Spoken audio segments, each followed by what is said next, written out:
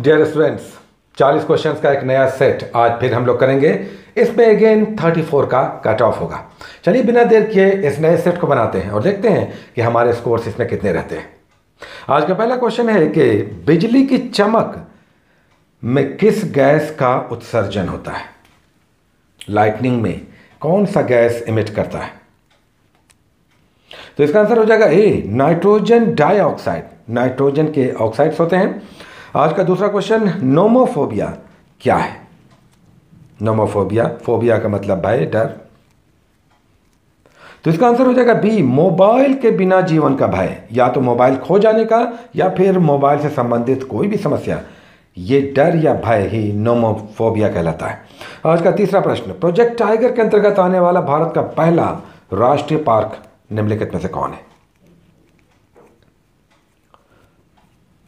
तो इसका आंसर हो जाएगा जिम कॉर्बेट। उत्तराखंड में नैनीताल में जिम कॉर्बेट जो भारत का पहला नेशनल पार्क है, ये प्रोजेक्ट टाइगर के अंतर्गत आने वाला भारत का पहला राष्ट्रीय पार्क है। याद रखें कि प्रोजेक्ट टाइगर का मतलब है टाइगर के संरक्षण से संबंधित योजनाएं जो 1972 में आई, लेकिन 1973 में 1973 में लागू हुई।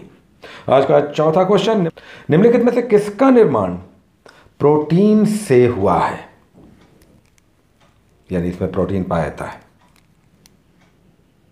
तो इसका आंसर हो जाएगा ऊन यानी वुल। एनिमल प्रोटीन, केरेटिन नाम का प्रोटीन इसमें पाया जाता है जानवरों के ऊन में।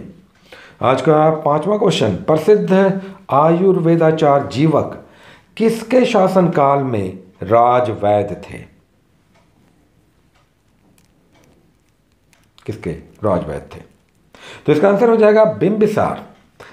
छठा क्वेश्चन, संयुक्त राष्ट्र के झंडे में शांति का प्रतीक सिंबल क्या है? आप एक सिंबल उसके झंडे में देखते होंगे, ये क्या है? तो इसका आंसर हो जाएगा सी, जैतून की शाखा यानी ओलिव ब्रांचेस। आज का सातवां प्रश्न, आईएसआई का फुल फॉर्म क्या है?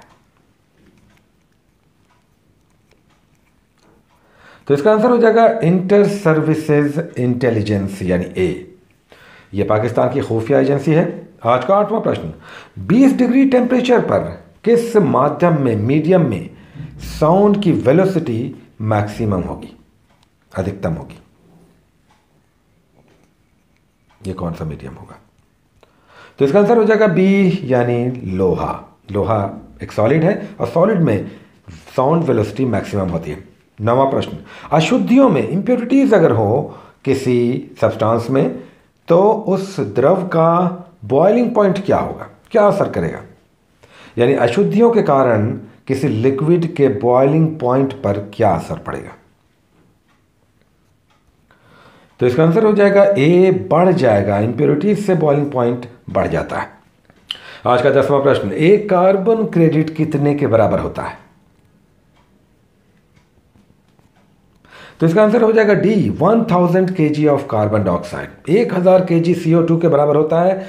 ये एक कार्बन क्रेडिट किसी संस्था या देश को तब दिया जाता है सर्टिफिकेट के तौर पर जब वह कार्बन इमिशन से यानी कार्बन के उत्सर्जन से पर्यावरण की सुरक्षा करता है। इस सर्टिफिकेट को वह चाहे तो इनकैश करा सकता है, किसी देश या संस्था को बेच भी सकता है। आज का 11वां प्रश्न, स्वर्ण कमल किस पुरस्कार विजेता को दिया जाता है?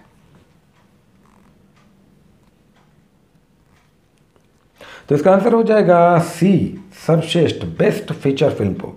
नेशनल अवार्ड फिल्मों के लिए दिया जाता है, उसमें बेस्ट फीचर फिल्म के अवार्ड में स्वर्ण कमल यानी गोल्डन लोटस के साथ एक सर्टिफिकेट और 2.5 लाख का अवार्ड भी दिया जाता है। आज का 12वां प्रश्न, बहुत छोटे समय को मापने के लिए किस घड़ी का प्रयोग किया जाता है? तो इसका आंसर हो जाएगा सी, आणविक घड़ी यानी एटॉमिक वॉच। चूंकि एटम्स के कण यानी पार्टिकल्स फास्ट होते हैं और मोस्ट एक्यूरेट होते हैं, यही कारण है कि ये कम से कम टाइम को माप सकते हैं। 13वां प्रश्न, निम्नलिखित में से किस स्थान पर जी का मान सर्वाधिक होगा? तो इसका आंसर हो जाएगा ए, अंटार्कटिका पर।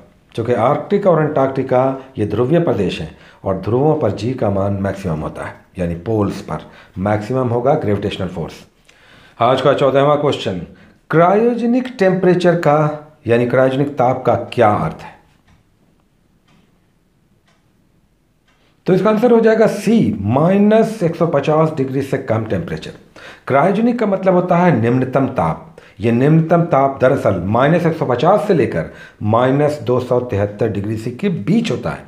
तो यहाँ पर सी हो जाएगा आंसर, यानी -150 से कम टेम्परेचर, जबकि minimum possible temperature -273 degree C होता है, यानी इससे कम टेम्परेचर नहीं हो सकता। 15वां प्रश्न, किस बैंक का नारा है भारत का अंतर्राष्ट्रीय बैंक, यानी इंडियाज इंटरनेशनल बैंक? तो इसका आंसर हो जाएगा D, bank of Baroda. Bank of Baroda की विश्व में सबसे अधिक शाखाएं हैं, यानी भारत से बाहर जिस बैंक की सबसे अधिक शाखाएं यानी ब्रांचेज हैं वह बैंक ऑफ बड़ौदा है। आज का 16वां क्वेश्चन, अवैध, फर्जी या धोखाधड़ी वाले ईमेल क्या कहलाते हैं?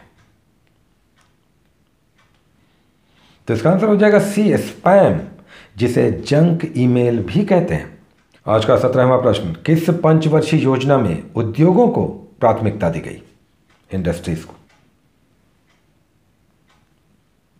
तो इसका आंसर हो जाएगा बी, दूसरी पंचवर्षीय योजना 1956 से 61 के बीच सेकंड प्लान में इंडस्ट्रीज, कृषि के साथ उद्योगों को प्राथमिकता दी गई थी। आज का 18वां प्रश्न, सचिन तेंदुलकर के बेटे का संबंध किस खेल से है? तो इसका आंसर हो जाएगा सी यानी क्रिकेट। आप जानते हैं कि अर्जुन तेंदुलकर अंडर-19 क्रिकेट खेल रहे हैं। 19वां प्रश्न, निम्नलिखित में से कौन सा तत्व अम्लों में अनिवार्य होता है, यानी एसिड्स में कौन सा एलिमेंट मस्ट है? तो इसका आंसर हो जाएगा डी, हाइड्रोजन। हाइड्रोजन किसी भी एसिड में प्रायः यूजुअली मस्ट है, चूंकि ये वाटर के साथ रिएक्शन करके हाइड्रोजन आयन लिबरेट करता है जो हाईली रिएक्टिव होता है। आज का 20वां प्रश्न, निम्नलिखित में से कहाँ विधानसभा नहीं है, लेजिस्लेटिव असेंबली नहीं पाई जाती? तो इसका आंसर हो जाएगा अंडमान निकोबार, जो कि यूनियन टेरिटरी होते हुए भी दिल्ली और पुडुचेरी में विधानसभाएं हैं। 21वां प्रश्न, एरोमेटिक पदार्थ की मुख्य विशेषता क्या है, मेन फीचर? तो इसका आंसर हो जाएगा डी, ये विशेष गंध वाले होते हैं। एरोमा का मतलब ही होता है गंध यानी स्मेल, जैसे बेंजीन, टॉलिन इत्यादि। 22वां प्रश्न, चुंबकीय क्षेत्र यानी मैग्नेटिक फील्ड की इकाई यूनिट क्या है? तो इसका आंसर हो जाएगा टेस्ला। आज का 23वां प्रश्न, संसद की कार्यवाही कब शुरू होती है? तो इसका आंसर हो जाएगा सी, 11 बजे। संसद का पहला घंटा, पहला आवर क्वेश्चन आवर के रूप में जाना जाता है। आज का 24वां प्रश्न, केप ऑफ गुड होप कहां स्थित है? तो इसका आंसर हो जाएगा बी, अटलांटिक महासागर।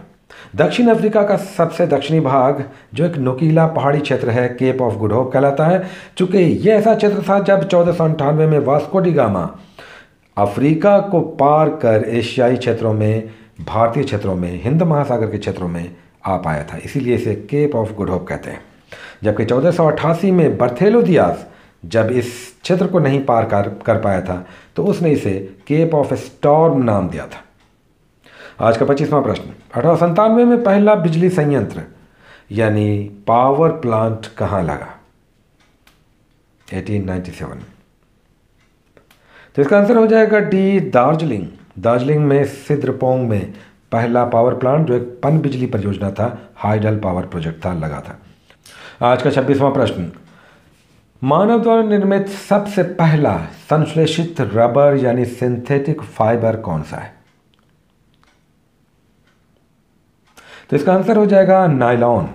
1930 के दशक में वॉलेस कैरोथर्स ने, जो अमेरिकी थे, उन्होंने सबसे पहले इसे बनाया था, नायलॉन को। नेक्स्ट क्वेश्चन, 27वां क्वेश्चन, जौनसारी जनजाति कहां पाई जाती है? तो इसका आंसर हो जाएगा ए, उत्तराखंड में। आज का 28वां क्वेश्चन, प्रिंटिंग प्रेस का जन्मदाता किसे माना जाता है?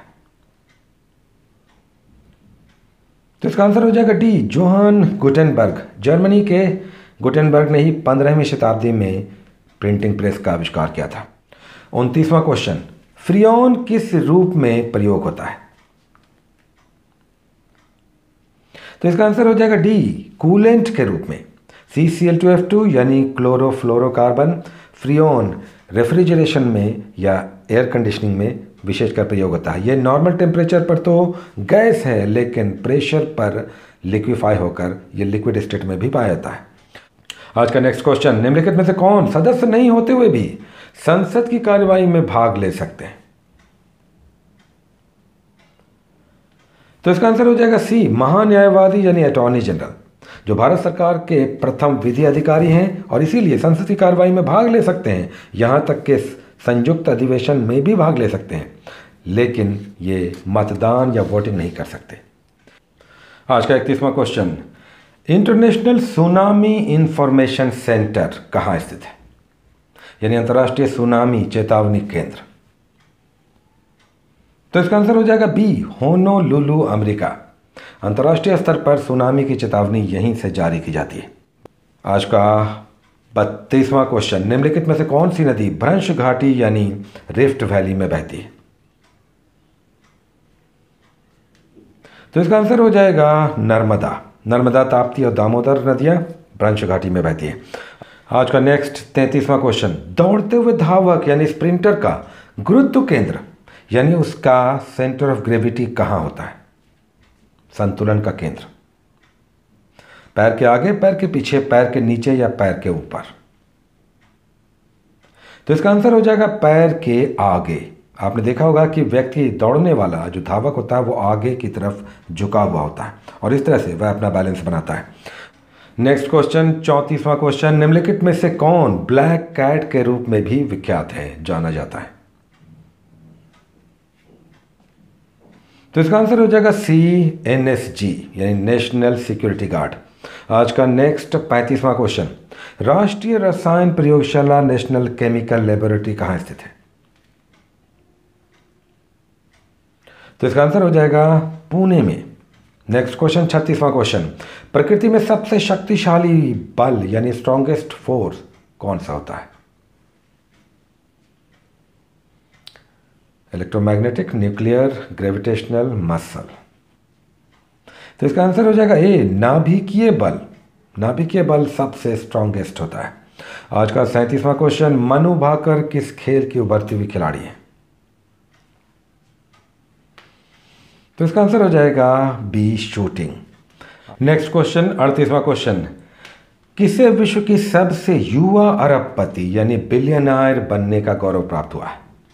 सबसे यंगेस्ट सेल्फ मेड बिलियनर। ये बहुत बड़ी खबर बन चुकी है। तो इसका आंसर हो जाएगा बी, काइली जेनिफर। अमेरिका की काइली जेनिफर, इनका कॉस्मेटिक्स का बिजनेस है जो ऑनलाइन बिजनेस ही चलाती हैं और ये सेल्फ मेड सबसे कम उम्र की 21 साल की हैं और ये बिलियनर अरबपति बन चुके हैं। 39वां प्रश्न, राष्ट्रीय युद्ध स्मारक का निर्माण कहाँ किया गया है?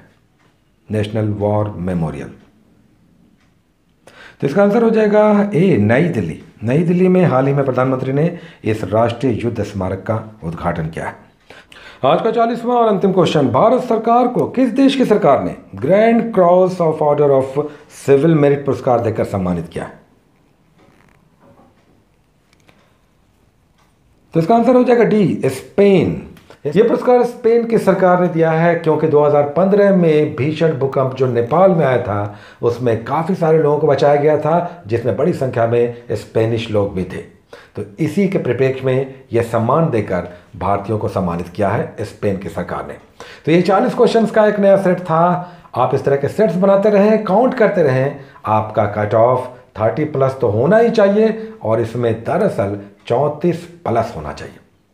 हम कहेंगे कि इसमें 34+ स्कोर्स होने चाहिए इस तरह के सेट ऑफ क्वेश्चंस में। Take care.